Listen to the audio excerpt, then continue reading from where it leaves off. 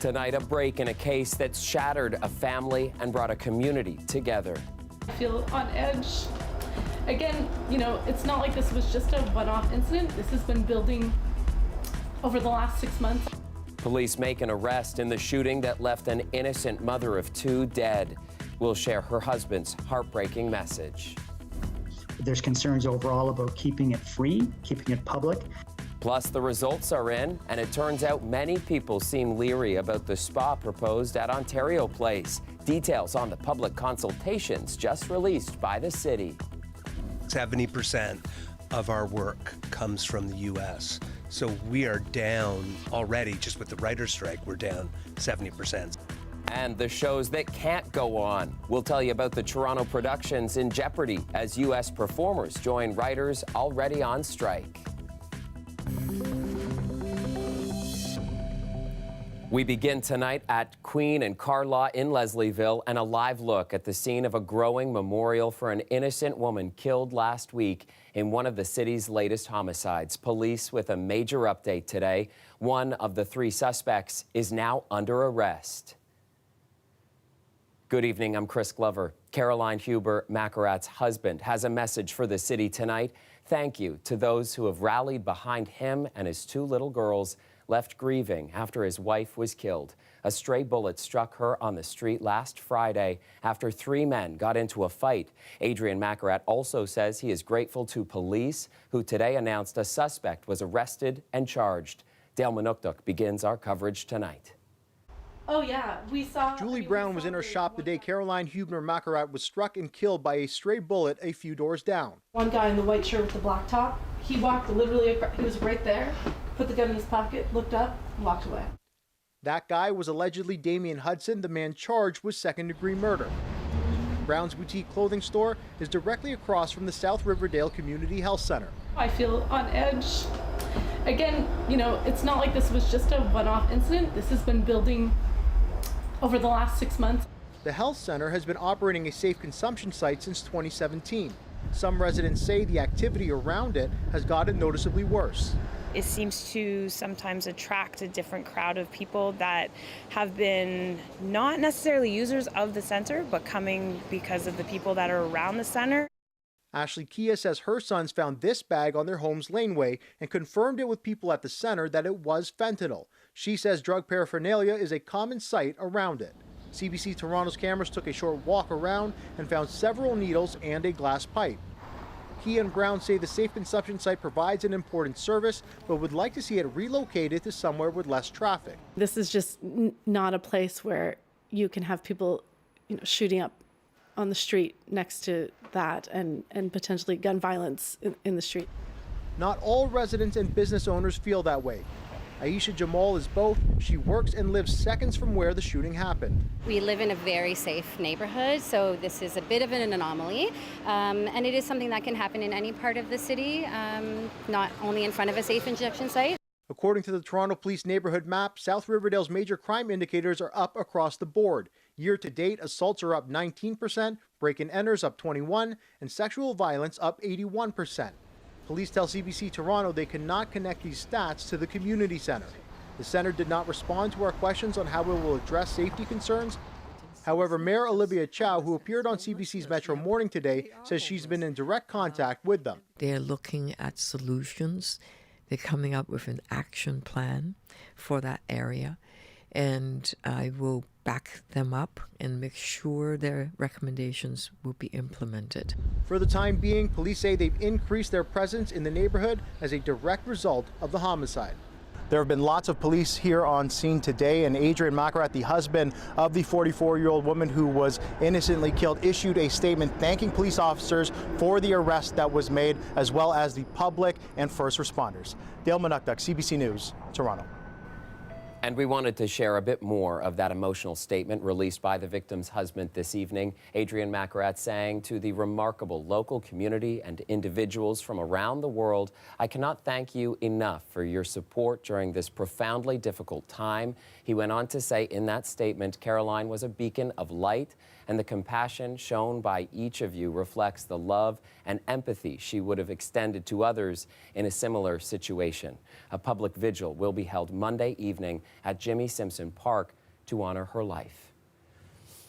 All right, updating you now on the battle down by the water over Ontario Place. For months now, the city and the province have gone back and forth on the future of the space. What to do with the site even became a major talking point in the mayoral by-election. And tonight, as Tyler Cheese tells us, we got to see what members of the public think of the plan. On one side of the debate, the province wants Ontario Place redeveloped with a massive spa and water park. But on the other, many are concerned it'll erode public space. What I'm hearing from Torontonians is they want a public Ontario Place, a 21st century public space. The city's planning division just released the results of public consultations about the redevelopment plan that occurred in April. About 1,200 residents weighed in. The biggest concerns? A loss of public and green space, the impact on wildlife habitats, and the size of the proposed spa buildings. There was a lot of concern about that facility based on its scale relative to the island and the impact it would have on Ontario Place overall and on the heritage buildings and the landscape. Much of the feedback also focused on who should be able to use the site. There's concerns overall about keeping it free, keeping it public, and making it accessible to people of all abilities. That's in line with what advocacy group Ontario Place for All has been fighting for. We've been hearing from people all across Ontario who are very concerned to see, and they want to see the site continue to celebrate and reflect Ontarians. The province has given the city until the end of this year to review its development application. But first, a resubmission of that application is now expected by late summer or early fall. Infrastructure Ontario and the developer Therma will present how they are looking to incorporate the feedback into their resubmission. And then after that, city planning will have an opportunity to see what's in the resubmission and report back to city council. Advocates say they just want to see a redevelopment plan that serves everyone. What we're talking about here is some of the most valuable waterfront property in North America. And this is such an incredible opportunity to do something spectacular on the waterfront. The province says it will continue to work with the city and hopes to work collaboratively to bring a world-class destination back to life. Tyler Cheese, CBC News, Toronto. Now to another ongoing issue with the provincial government. There are now 2 Toronto area developers going to court to avoid answering questions about land they own in sections of formerly protected Greenbelt. Land that's now been cleared for development by the provincial government. It is something Premier Ford was asked about on his visit to Hamilton today. I encourage everyone to cooperate. Our office is cooperating, again, because there's nothing to hide here. We're building homes. We're going to continue building homes. CBC Toronto has learned developer Michael Rice, who benefited from changes to the Greenbelt's boundary, is going to court to avoid questions from the province's Auditor General. Rice controls a company that paid $80 million last September for land in King Township, north of Toronto. 3 months later, the Ford government ordered sections of that land could be developed. Rice's filing comes just a week after another well-known developer, Silvio De Gasperis, launched a similar challenge. The Premier questioning today why the Auditor General is even investigating the matter, suggesting it is beyond her mandate. Dozens of healthcare workers took to the streets outside St. Michael's Hospital today, protesting the province's plan to deliver surgeries and diagnostic tests at private clinics. And what we're seeing and we're hearing from patients and members of the public and advocates is that these patients are being upsold. They are having to pay extra for these services. Ontario is short 24,000 registered nurses in our public system right now. So you can imagine you open private clinics, it will just make it worse in our hospitals and other industries as well. Unity Health, which runs St. Michael's, says the leadership will work collaboratively with the workers' unions. A statement from the health minister's office says the government has been clear Ontarians will always be able to access health care with their OHIP card.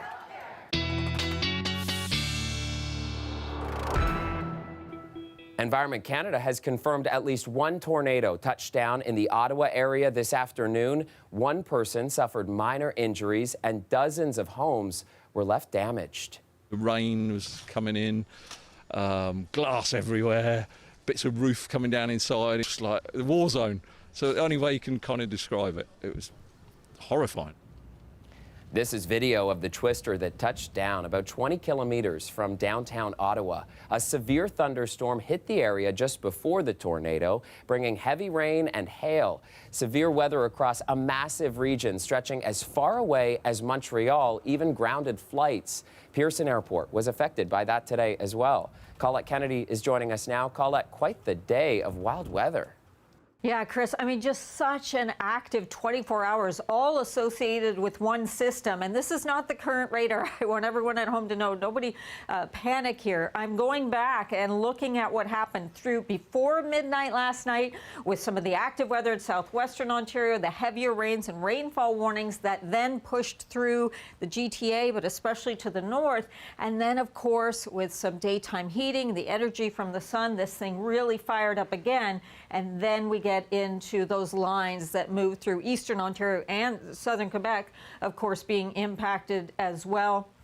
Taking you in for just a closer look at that region around Barrhaven and just kind of showing you as that has pushed through just how intense these storms were. And as it was kind of approaching around 12:30, you could see that sort of signature on radar, like a hook echo of what was a tornado, a confirmed tornado there. So we get to have some quieter conditions now as we go through the overnight hours and into the early part of tomorrow morning. Even some showers pushing towards southwestern Ontario. It should kind of dry out so that we do get into a good amount of sunshine for your Friday, the humidity building a little bit, and then just towards the evening, a slight chance of some bubbling showers bubbling up into cottage country. 15 tonight, and tomorrow, there it is, warming up, 27 for that high, Chris. Looking forward to tomorrow. Thank you, Colette. Now to an ongoing concern in Toronto's downtown. Asylum seekers who've just arrived in Canada with nowhere to go due to already overcrowded shelters. Today, Toronto's mayor said the situation is growing more urgent by the day, and the problem is spilling over outside the city as well. Hallie Chiasson has that story. People have been fleeing their countries for a better life, only to end up here, sleeping on the streets.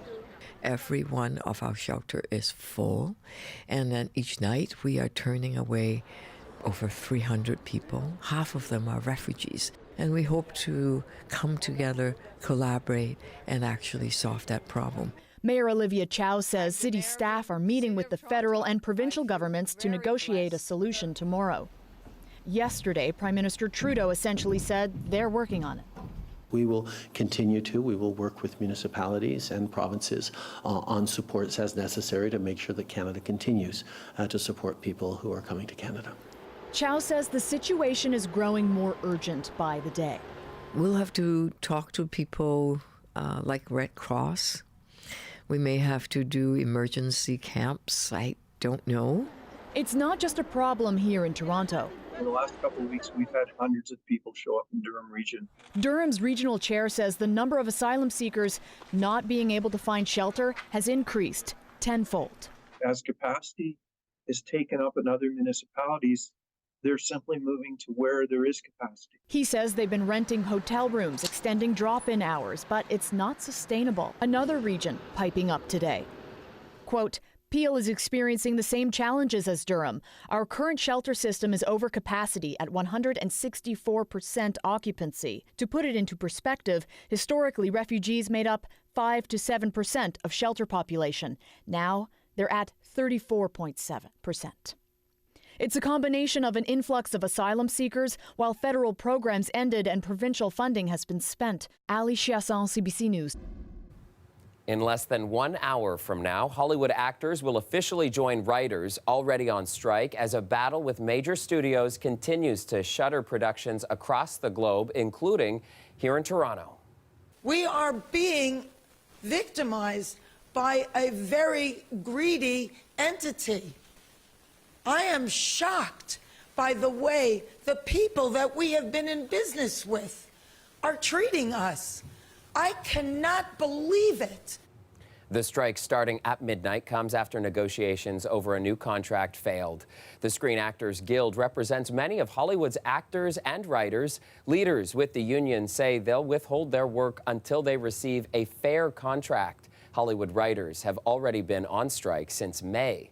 Greg Ross has more on how the work stoppage is starting to really worry Toronto's film and TV industry. Toronto relies really heavily on the U.S. productions that come. Jason Knight is the co-owner of a Toronto casting agency along with John Buchan. They say the city's film and television production industry already took a big hit when writers went on strike a couple of months ago. Now that the SAG-AFTRA union that represents actors voted to go on strike, things are expected to get far worse. 70% of our work comes from the U.S. So we are down already, just with the writer's strike, we're down 70%. It's likely this strike could shut down many Canadian productions as well. There are also some shows that are written by Canadians, but they have SAG actors in them.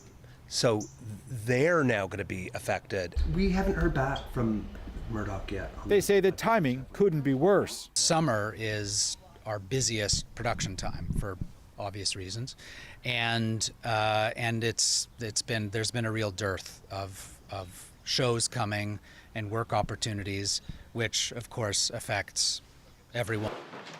Canadian-based actors who rely on U.S. productions for work will now be left in limbo. We're all just trying to make ends meet. A lot of us have been doing this for a long time, but because we are so passionate about this work, we're going to do everything we can to stay afloat until this thing rides out, however long it takes. But actors only make up a small percentage of the workforce in Toronto that will be affected. You're talking about, hair, makeup, wardrobe. You're talking about lighting crews, grips, ADs, accountants. You're turning off a major tap. They say in all, tens of thousands of people will be impacted in some way. Economically, it brings millions of dollars to just Toronto alone and all across Canada. The SAG-AFTRA actors are expected to walk off the job as of midnight tonight. Greg Ross, CBC News, Toronto. Looking live at Windsor, where it's a comfortable evening at 19 degrees. And pretty much the same drill as we take a peek now at Toronto's harbor. 18 degrees in Toronto, and it is shaping up to be a really beautiful day tomorrow, especially in the GTA. Colette, I wonder how many people may be angling to duck out of work early tomorrow. Yeah, Chris, for those getting maybe a jump start on the weekend, that's right. We are going to see some really nice conditions coming through for Friday and Saturday. There are a few things happening, but I'll kind of work you through those, at least weather-wise. I can help you with that part of your weekend. But we're just taking a breather tonight. We've had enough active weather clearly in the province and beyond. And so we get to see, in many cases, some clearing skies and the winds backing off a little bit as they were quite breezy today. So Friday's looking good. I will just point out, it's not going to be oppressive, but just the humidity coming up a little bit, so we'll get back to having a humidex factor like it's feeling into the low 30s in many cases for the GTA and stretching back into southwestern Ontario.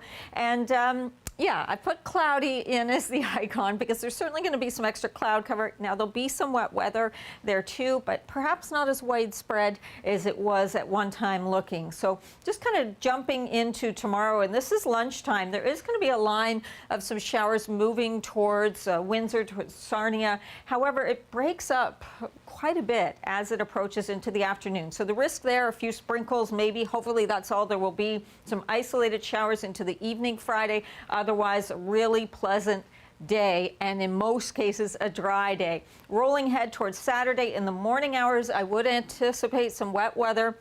Mostly rain showers, could be the odd embedded thunderstorm, but this is mostly going to be rain showers. And then it moves on towards the Golden Horseshoe, and it does dry up and split apart as it reaches the west end of the lake. So I still have some showers, certainly the cloud cover, but maybe just some scattered showers and not so much thunderstorm activity for Saturday. And Sunday looking like there's still some clouds, but maybe a little bit drier with only isolated pop-ups. Overnight temperatures, a real range. This model wants to pull the numbers down to about 13 for Toronto. I would say we'll be around 15 like Oshawa. Quite likely you'll hit that 17 for your low into Windsor. And then there we go. Tomorrow 27, feeling like the low 30s. And then into the weekend, some slight chances for precipitation coming our way, but not a rain out or anything like that at all. Finally tonight, a pair of volunteer organizations are doing their part to help families in remote locations keep their animals healthy. Tailwind Rescue is flying pups hundreds of kilometers to get them vaccinations, checkups, and more. Through our various partners, we do flight rescues for animals in need.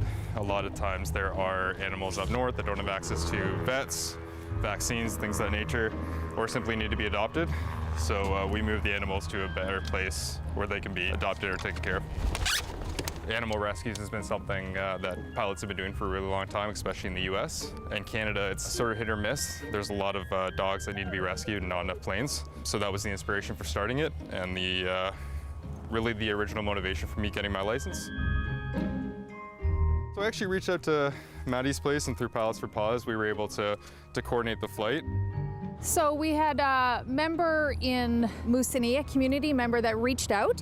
They had Lady as well as another lab as pets, and unfortunately with a lack of resources for spays and neuters, Lady got pregnant. The family asked if we could take the puppies. They don't want to continue the cycle, obviously. And at that time I offered to bring Lady here to Toronto, and we would get her medically up to date, and then she could join her family again back in Moosonee. Mom went into foster care, as did the puppies. Mom got her spay and neuter and all of her medical completed. She's heading back home today. Woody here and Buzz are available for adoption.